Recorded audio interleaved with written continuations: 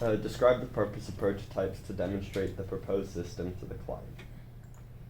So a prototype is an early model or release of a product used to test a process or concept to act as a model to be replicated, or to act as a model to be replicated or learned from.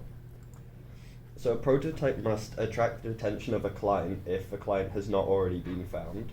It must provide the basic concept of a product. It must give an idea of what the final product will be like. It must help identify problems with any issues the final product might have.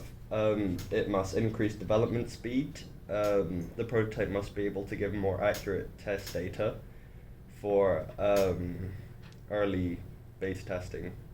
And the product must allow feedback from the clients if they have any issues. And here are some examples of what a prototype could be. So the bottom right one with the kettle was just to show the basic shape of it, not the color. The bottom left one is a not scale model of a bike stand, which shows that it would be a bike stand and what it would look like.